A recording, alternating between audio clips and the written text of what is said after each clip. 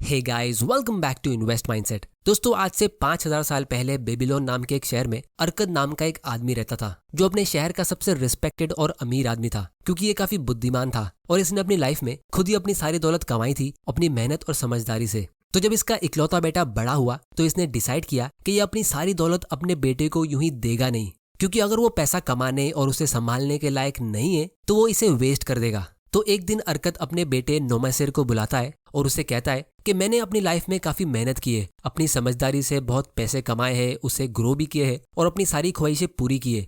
लेकिन अब मेरी आखिरी तमन्ना ये है कि तुम मेरी इस पूरी दौलत को संभालो और उसे और ग्रो करो। लेकिन तुम्हें इस चीज को प्रूव करना होगा कि तुम इस दौलत को संभालने के काबिल हो, और इसीलिए मैं चाहता हूं कि तुम इस शहर के बाहर जाओ और पूरी दुनिया को बताओ कि तुम्हारे अंदर क्या काबिलियत है। और तुम्हारी इस शुरुआत के लिए मैं तुम्हें 2 चीजें देता हूं जो मुझे अपनी अमीर बनने की जर्नी की शुरुआत में नहीं मिली थी, लेकिन तुम्हें मिल रही है। सबसे पहली चीज है ये सोने के सिक्कों का झोला, जिसे अगर तुम ध्यान से यूज करोगे तो ये तुम्हारी बहुत बड़ी दौलत का बीज होगा। और दूसरी चीज ये 5 लेटर्स है जिसमें मैंने अमीर बनने के 5 गोल्डन रूल्स लिखे हैं। अगर तुम इन गोल्डन रूल्स को पढ़ के अच्छे से समझ लेते हो तो तुम अपनी पूरी जिंदगी काफी आराम वाली जियोगे और तुम्हें पैसों की कभी टेंशन लेने की जरूरत नहीं होगी।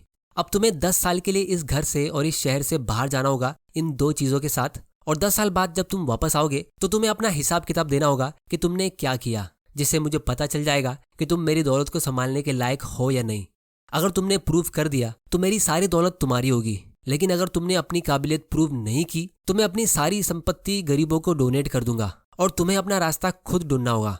तो तब अरकद का बेटा नोमासिर उन 2 चीजों को लेके, यानी सोने के सिक्कों का बैग अच्छे से पैक करके और उन लेटर्स को एक कॉटन के कपड़े से लपेट के घर से निकलता है, और उसकी माँ उसको एक गुलाम और कुछ घोड़े दे देती है उसकी सेफ्टी के लिए। फिर एग्जैक्ट 10 साल होने के बाद नोमासिर वापस अपने घर आता है और देखता है कि उसके पिताजी काफी बूढ़े हो गए, लेकिन उसे वापस आता हुआ देख के उसके पिताजी काफी खुश होते, और इसी खुशी में अरकद अपने सारे दोस्तों और रिश्तेदारों को डिनर पे बुलाता है। फिर जब उनका डिनर हो जाता है तो वो सब नोमासिर की तरफ देखते और उसके मॉम डैड भी अपनी चेयर पे बैठ के नोमासिर को सामने खड़ा करते और उससे पूछते कि उसने इन 10 सालों में क्या किया। तो नोमासिर बताता है कि उसने शादी कर ली और वो अपनी बीवी और 2 छोटे बच्चों को भी लेके आया है, और कहता है कि पिताजी, मैं आपकी होशियारी और बुद्धिमानी को सलाम करता हूँ। 10 साल पहले मेरे पास कुछ भी नहीं था और आपने एक बहुत ही अच्छे पिता होने के नाते मुझे एक सोने के सिक्कों का बैग दिया और साथ में एक उससे भी ज्यादा कीमती चीज दी जिसकी कीमत मैं उस वक्त समझ नहीं पाया, और इसीलिए जब मैं बाहर गया तो मेरे हाथ से वो सोने के सिक्कों का बैग इतना जल्दी दूर चला गया जैसे एक बच्चे के हाथ से एक खरगोश भाग जाता है, क्योंकि उसको पता नहीं होता है कि उस खरगोश को संभाला कैसे जाए। तो ये सुन के उसके पिताजी हंसने लगे। फिर नोमासिर कहता है कि सबसे पहले मैं निनेवे नाम के एक शहर में गया, क्योंकि वो शहर काफी तेजी से आबाद हो रहा था, तो मुझे लगा कि वहां पे पैसे कमाने की बहुत सारी अपॉर्चुनिटी होगी। तो जब मैं उस शहर में एंटर कर रहा था तो मुझे 2 लोग मिले जो काफी फ्रेंडली थे। तो उसमें से पहला वाला बोला कि इस शहर में एक आदमी रहता है जिसके पास एक घोड़ा है और वो हर हफ्ते एक घोड़े की रेस लगाता है, और जो उस रेस में उसे हरा देता है तो वो उसके बदले उनको बहुत बड़ी कीमत देता है। तो दूसरा वाला बोला कि मेरे पास एक जवान अरबी घोड़ा है जो काफी तेज भागता है, लेकिन मेरे पास पैसे नहीं है। अगर मेरे पास पैसे होते तो मैं जरूर उस आदमी से कंपटीशन लेता और जीत जाता, क्योंकि मैंने सुना है कि उसके पास कोई साधारण सा घोड़ा है जो मेरे घोड़े से इतना तेज नहीं भागता है। तो इतने में नोमासिर कहता है कि मेरे पास पैसे है, तुम अपने घोड़े को रेस में लेके आओ, मैं तुम्हें घोड़े पे शर्त लगाने के लिए पैसे देता हूँ और फिर हम आधा आधा प्रॉफिट लेंगे। तो जब एक्चुअली में घोड़ों की रेस होती है तो नोमासिर का घोड़ा बहुत ही बुरी तरह हार जाता है और उसे बहुत सारे सोने के सिक्के देने पड़ते। फिर कुछ दिनों बाद उसे पता चलता है कि वो 2 लोग उस हॉर्स रेस वाले के पार्टनर ही थे जो अपने प्रॉफिट शेयर कर रहे थे। मतलब वो लोग उसके पार्टनर बनने का दिखावा कर रहे थे, लेकिन एक्चुअली में वो दूसरे आदमी के पार्टनर थे, और वो लोग ऐसे ही नए नए सफर करने वाले लोगों को ढूंढते थे, उनको बातों में फंसाकर उनको बेवकूफ बनाते थे। फिर नोमासिर अपने पिताजी को कहता है कि मुझे लगा उसके बाद मैं चौकन्ना हो जाऊंगा, क्योंकि मैंने ठान लिया था कि मैं और पैसे बर्बाद नहीं करूंगा, लेकिन ये तो मेरे बेवकूफ बनने की शुरुआत थी। क्योंकि फिर कुछ ही दिनों बाद मैं एक दूसरे आदमी से मिला जिससे बात करके मुझे पता चला कि वो भी एक अमीर फैमिली से बिलोंग करता है और वो कोई जगह ढूंढ रहा है सेटल होने के लिए। और उसे पता चला कि पास के एक गांव में एक बिजनेसमैन मर गया है जिसके पास बहुत सारे कपड़े और गुड्स थे जिसका वो बिजनेस करता था। तो उस बिजनेसमैन की बीवी उन सब गुड्स को काफी सस्ते प्राइस पे सेल कर रही है और लोग उसे खरीद नहीं रहे क्योंकि किसी के पास उतने पैसे है नहीं। तो नोमासिर का वो न्यू फ्रेंड कहता है कि हम इन सारे गुड्स को खरीद लेते ताकि हम बाद में इसे अच्छे प्रॉफिट में सेल करेंगे और फिर हम पार्टनरशिप में इस बिजनेस को ग्रो करेंगे। तो ये आइडिया नोमासिर को काफी अच्छा लगता है, लेकिन वो आदमी कहता है कि मैं अभी अपने साथ पैसे लाया नहीं हूँ, तो तुम अभी ये गुड्स खरीद लो, मैं अपने शहर जाके गोल्ड लेके आता हूँ और तुम्हें अपना आधा पेमेंट कर दूंगा। तो नोमासिर उसकी बात सुन के पूरा पेमेंट करके वो सारा गुड्स अपने पास रखता है और उस आदमी का वेट करता है। लेकिन काफी टाइम गुजरने के बाद वो आदमी कभी रिटर्न आता ही नहीं है। और क्योंकि उसे बिजनेस करने का कुछ अता पता होता नहीं है तो वो गुड्स काफी टाइम तक ऐसे ही गोदाम में पड़े हुए होते और फिर अल्टीमेटली उसे वो सब माल और भी सस्ते प्राइस पे सेल करना पड़ता है, जिससे उसका काफी ज्यादा लॉस होता है। और फिर इसके बाद वो ऐसी ही कुछ और गलती करता रहता है और फिर फाइनली नोमासिर के बुरे दिन चालू हो जाते हैं, क्योंकि अब उसके पास कोई भी सोने के सिक्के बचते नहीं है। तो फिर वो एक नौकरी ढूंढने निकलता है, लेकिन उसे काफी ढूंढने के बाद भी कोई अच्छी जॉब नहीं मिलती है, क्योंकि उसके पास कोई स्किल या हुनर नहीं होता है। तो धीरे धीरे करके उसे अपने घोड़े बेचने पड़ते हैं, फिर उसे अपना वो गुलाम बेचना पड़ता है और फिर उसे अपने कपड़े बेचने पड़ते हैं ताकि उसको दिन का एक टाइम का खाना मिल सके। लेकिन फिर धीरे धीरे वो टाइम भी आ जाता है जब उसके पास कुछ भी नहीं होता है, मतलब एक टाइम का खाना भी नहीं। तब उसे उसके पिताजी की बात याद आती है कि अगर तुम्हें इस शहर का सबसे अमीर इंसान बनना है और इज्जत चाहिए तो तुम्हें उससे कमाना होगा। और इसीलिए वो सोचता है कि वो इतना जल्दी गिव अप करेगा नहीं। और फिर फाइनली नोमासिर उन 5 लेटर्स को पहली बार ओपन करता है, क्योंकि अब उसके पास उसके अलावा कुछ बचता ही नहीं है। तो जब वो उसे रीड करता है तो वो अपने आप से कहता है कि काश उसने वो लेटर्स पहले पढ़ लिए होते तो उसे ये दिन देखने नहीं पड़ते। लेकिन खैर गलती तो उससे हो चुकी थी। अब यहाँ तक की कहानी सुन के नोमासिर के रिश्तेदार और उसके मम्मी डैडी काफी टेंशन में आ जाते। तो तब वो अपने पिताजी को बहुत ही प्यार से कहता है कि आपने मुझे सोने के सिक्कों के साथ एक झोला दिया और वो 5 लेटर दिए जो मेरे हिसाब से सबसे ज्यादा वैल्यूबल थे, क्योंकि अब तक मैंने आपको मेरी स्ट्रगल करने की कहानी सुनाई, क्योंकि मैंने आपकी सबसे कीमती चीज को इस्तेमाल नहीं किया था। लेकिन उस दिन मैंने डिसाइड किया कि अब मैं इन 5 गोल्डन रूल्स को दिल से फॉलो करूंगा और अपनी इज्जत आपके लिए कमाऊंगा। तो फिर इसके बाद नोमासिर एक लेबर यानी मजदूरी का काम करता है, जहां से उसे थोड़े से पैसे मिलते हैं, लेकिन क्योंकि पहले उसके पास कुछ भी नहीं था तो उसके लिए वो भी काफी हो जाते। और इसके साथ वो वेल्थ क्रिएशन का पहला रूल भी फॉलो करता है, जो होता है gold comes happily and in increasing quantity to any man who will put by not less than 1/10 of his earnings to create an estate for his future. इसका simple language में मतलब ये है कि अपनी इनकम का 10%, उससे एक भी % कम नहीं, उसे अलग कर दो अपनी वेल्थ क्रिएशन और फ्यूचर के लिए। अगर आप ऐसा करते हो तो पैसा आपके पास हमेशा खुशी खुशी आता रहेगा। अब इसकी ज्यादा डिटेल्स हमने लास्ट वीडियो में ही डिस्कस की है, जिसे आप यहाँ पे क्लिक करके देख सकते हो। तो दूसरा गोल्डन रूल है gold stage for the protection of its cautious owner who invested under the advice of man wise in its handling. अब इसका मतलब है कि पैसा उन्हीं लोगों के पास टिकता है जो फाइनेंशियली स्मार्ट लोगों की गाइडेंस से इन्वेस्टिंग शुरू करते हैं, क्योंकि जब आप इन्वेस्टिंग की दुनिया में न्यू होते हो तो आपको बहुत सारे इन्वेस्टिंग ऑप्शंस मिलेंगे और सब में अपना हाथ आजमा के पैसा लूज करना आप अफोर्ड नहीं कर सकते, क्योंकि हमारे पास पैसा लिमिटेड होता है। जैसे अगर आप इन्वेस्टिंग की दुनिया में न्यू हो तो आप बिटकॉइन यानी crypto currencies, NFT, stock market, mutual fund, PPF, ULIP और ऐसी बहुत सारी जगह पे इन्वेस्टमेंट कर सकते हो। और अगर आप सिर्फ स्टॉक मार्केट की ही बात करो तो कुछ लोग यहाँ ट्रेडिंग करते हैं और कुछ लोग यहाँ पे लॉन्ग टर्म इन्वेस्टिंग करते हैं, तो यहाँ पे भी अलग अलग स्ट्रेटेजी होती है। तो मेजोरिटी लोगों के लिए स्टॉक मार्केट में लॉन्ग टर्म इन्वेस्टिंग एक बहुत ही बढ़िया ऑप्शन होता है, लेकिन फिर भी बहुत लोगों को यहाँ से अच्छा खासा लॉस हो जाता है। मुझे काफी सारे लोग ईमेल, मैसेज और कमेंट करके कहते कि उन्होंने डे ट्रेडिंग करके लाखों रुपए लूज किए हैं, काश उनको कोई पहले इनके रिस्क के बारे में बता देता। और अगर आप गूगल भी करोगे तो आपको यही रिजल्ट मिलेगा कि स्टॉक मार्केट में एक 90-90-90 का कॉन्सेप्ट काफी फेमस है, जिसका मतलब है कि यहाँ पे डे ट्रेडिंग करके 90% न्यू ट्रेडर्स अपना 90% कैपिटल लूज कर देते हैं सिर्फ शुरू के 90 डेज में। तो ये वेल्थ क्रिएशन के सेकंड लॉ को फॉलो नहीं करने का नतीजा होता है।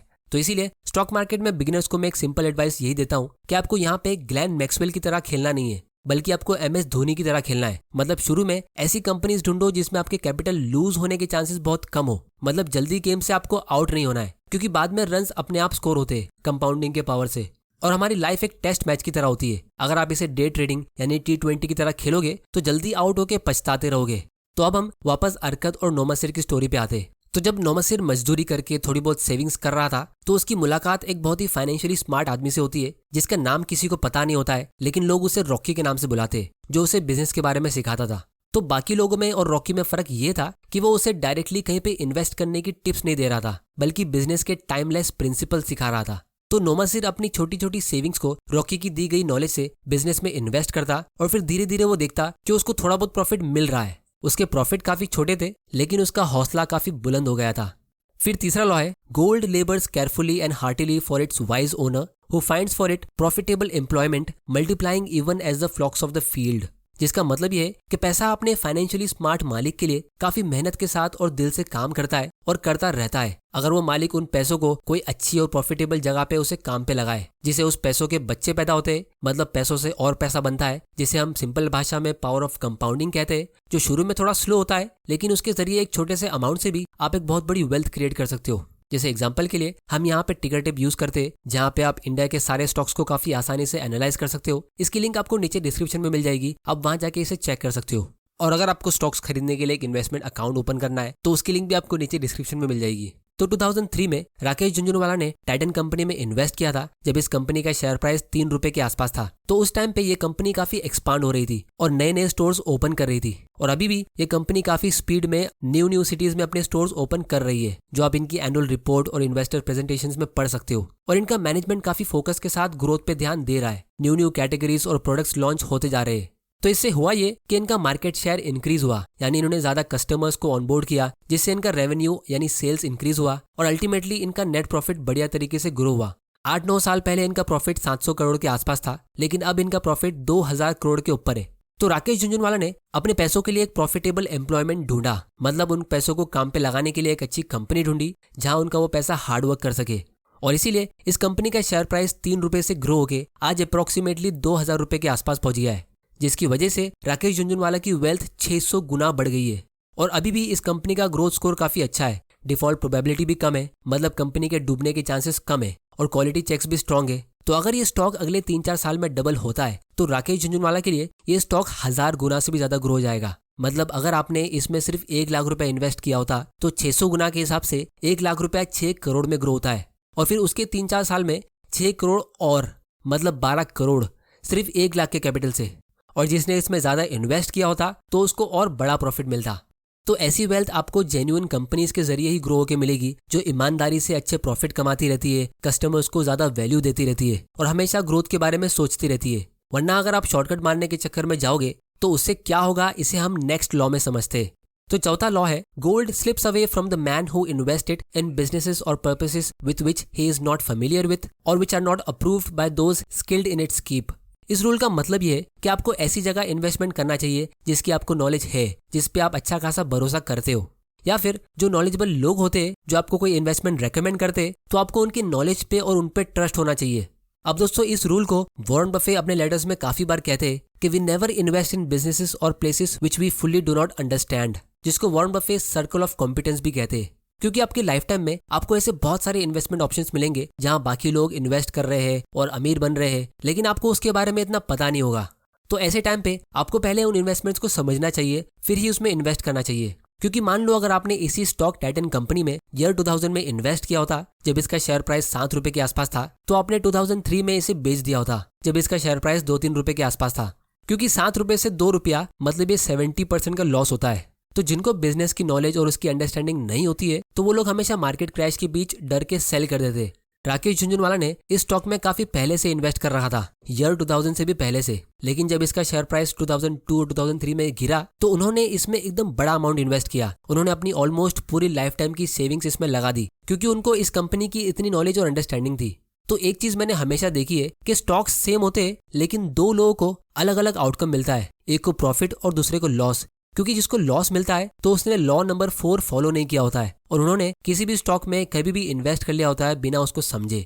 और फिर फाइनल लॉ है, gold flees the man who would force it to impossible earnings और who follows the seductive advice of tricksters and scammers और who trusted to his own inexperience and romantic desires in investment. अब इस rule का मतलब ये है कि जो लोग अपने इन्वेस्टमेंट से बहुत ही एक्स्ट्राऑर्डिनरी रिटर्न्स एक्सपेक्ट करते, जैसे 21 दिन में पैसे डबल या 1000 रुपया इन्वेस्ट करके 1 लाख रुपए का प्रॉफिट कमाने का सोचते, तो वैसे लोगों के हाथ से जो पैसा उनके पास ऑलरेडी होता है ना, वो भी उड़ के भाग जाता है। और ऐसी एडवाइस आपको ज्यादातर फ्रॉड इन्फ्लुएंसर्स और स्कैमर्स देंगे, जो आपको पूरी तरह ग्रिड में डुबा के आपसे ऐसे काम कराएंगे। वो लोग आपको स्क्रीनशॉट्स भेजेंगे कि उन्होंने एक ही दिन में 5 लाख रुपए का प्रॉफिट कमाया फ्यूचर्स एंड ऑप्शंस के जरिए, और ये बहुत ही ईजी है, आपको भी करना चाहिए, एक्सेट्रा एक्सेट्रा। लेकिन वॉरेन बफे और पर्सनली मैं भी डे ट्रेडिंग, फॉरेक्स ट्रेडिंग और फ्यूचर्स एंड ऑप्शंस को वेपन्स ऑफ फाइनेंशियल डिस्ट्रक्शन मानते हैं। मतलब बहुत ही आसानी से एकदम चुटकी बजाते ही आपकी लाइफ टाइम की सेविंग यहाँ खत्म हो सकती है। दोस्तों, मुझे काफी सारे ईमेल्स और मैसेजेस आते हैं जहां लोग अपनी रियल लाइफ स्टोरी बताते कि कैसे उन्होंने स्टॉक मार्केट से ट्रेडिंग करके और दूसरे ऐप से जैसे फॉरेक्स, बाइनरी, क्रिप्टो या फ्यूचर्स एंड ऑप्शन से जल्दी पैसा कमाने के चक्कर में लाखों रुपए लूज किए। जैसे मुझे काफी रिसेंटली एक ईमेल आया जहां एक आदमी ने कहा कि उसकी 6 सिस्टर्स है और उसने टोटल 12 लाख रुपए सेव किए थे उनकी शादी के लिए, जो उसने सब ट्रेडिंग करके लूज कर दिया, और उस पर बहुत बड़ा लोन का टेंशन भी है और उसे पता नहीं कि वो उसे कैसे हैंडल करेगा।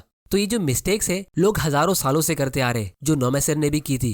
कि जितना पैसा आपके पास पहले होता है आप उसे लूज करके ही सबक सीखते हो। तो इसीलिए ऐसे वीडियोस में टाइम टू टाइम बनाते रहता हूँ ताकि आप इसे अपने फ्रेंड्स और फैमिली मेंबर के साथ शेयर करो जो जल्दी अमीर बनने के चक्कर में अपनी छोटी सी गलती की वजह से इस फाइनेंशियल फ्रीडम की रेस में काफी पीछे हो जाते हैं। अब दोस्तों गुड न्यूज ये है कि चाहे आप अपनी लाइफ में कितनी भी गलती करो आप हमेशा एक कमबैक कर सकते हो और अपनी लाइफ टाइम में वेल्थ बिल्ड कर सकते हो। तो नोमैसर ने भी अपने 10 साल की जर्नी में बहुत सारी मिस्टेक्स की, जहां वो जल्दी पैसा कमाने के चक्कर में कभी हॉर्स रेस में सट्टेबाजी करता तो कभी खराब बिजनेस में इन्वेस्ट कर देता, जहां वो कुछ पैसे कमा तो नहीं पाया बल्कि उसने वहां पैसे लूज कर दिए। लेकिन उसने हार नहीं मानी और उसने मेहनत करके भले ही मजदूरी करके थोड़े पैसे सेव करके एक्चुअल इन्वेस्टिंग शुरू करी और इन 5 गोल्डन रूल्स को फॉलो करके अपनी बाकी की जिंदगी गुजारी। जिससे अल्टीमेटली हुआ ये कि वो अपने पिताजी से कहने लगा कि अगर तुम मुझे सच में अपनी पूरी दौलत दे देते लेकिन वो 5 गोल्डन रूल्स नहीं देते तो मैं आपकी सारी दौलत तो क्या पूरी दुनिया की सारी दौलत भी काफी जल्दी बर्बाद कर देता। लेकिन आपने ऐसा नहीं किया क्योंकि आप बुद्धिमान हो। फिर नोमैसर अपने गुलाम को इशारा करता है जो एक के बाद एक 6 बड़े बड़े बैग्स लेके सबके सामने रखता है। फिर नोमैसर उसमें से एक बैग उठाता है और इसे खोलता है जिसमें बहुत सारे सोने के सिक्के होते हैं और पब्लिकली सबके सामने उसके पिताजी को कहता है कि आपने मुझे एक सोने के सिक्के का झोला दिया था लेकिन उसके बदले मैं आपको ये बड़ा वाला बैग रिटर्न दे रहा हूँ और इसके साथ में आपने मुझे 5 गोल्डन रूल्स दिए थे जिसका बदला मैं शायद अपनी पूरी जिंदगी भी चुका नहीं पाऊंगा, लेकिन फिर भी मैं आपके लिए 5 एक्स्ट्रा बैग्स लेके आया हूँ जो मैंने आपके रूल्स फॉलो करके अपनी मेहनत से कमाए हैं। और अगर आप मुझे अपनी दौलत नहीं भी देते हो तो भी मुझे इससे कोई अफसोस नहीं होगा क्योंकि अब मैं अपनी जिंदगी में अपनी दौलत खुद कमा सकता हूँ। अगर मेरी दौलत किसी वजह से खत्म हो भी जाती है तो भी मुझे कोई टेंशन नहीं होगा क्योंकि लोग मुझसे मेरे पैसे छीन सकते, मेरा घर मुझसे छीन सकते, लेकिन कोई मुझसे मेरी नॉलेज नहीं छीन सकता। और ये सुन के अरकत अपने बेटे पे काफी प्राउड फील करता है और वो कहता है कि आज तुमने ये प्रूफ कर दिया कि तुम मेरे ही बेटे हो और इस दौलत के असली हकदार।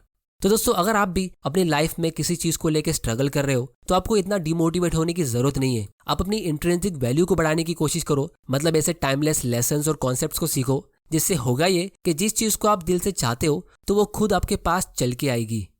तो दोस्तों आज की वीडियो में इतना ही। आने वाली वीडियोस में हम इससे भी एक इंटरेस्टिंग स्टोरी दबासिर नाम के एक आदमी के बारे में डिस्कस करेंगे जो मेरी फेवरेट है। तो अगर आपने ये चैनल अभी तक सब्सक्राइब नहीं किया है तो जल्दी से कर लो और बेल आइकन प्रेस कर दो ताकि आपसे कोई ऐसे वैल्यूएबल वीडियोस मिस ना हो जाए। टिकट ऐप से स्टॉक को एनालाइज करने की लिंक नीचे डिस्क्रिप्शन में और फ्री में स्टॉक्स में इन्वेस्ट करने की लिंक भी आपको नीचे डिस्क्रिप्शन में मिल जाएगी। और दोस्तों आप लोग मुझे नीचे कमेंट करके बताओ कि क्या आपको लगता है कि आप अपनी लाइफ टाइम में रिच बन पाओगे। अगर हाँ तो आप उसके लिए क्या स्ट्रेटेजी यूज कर रहे हो।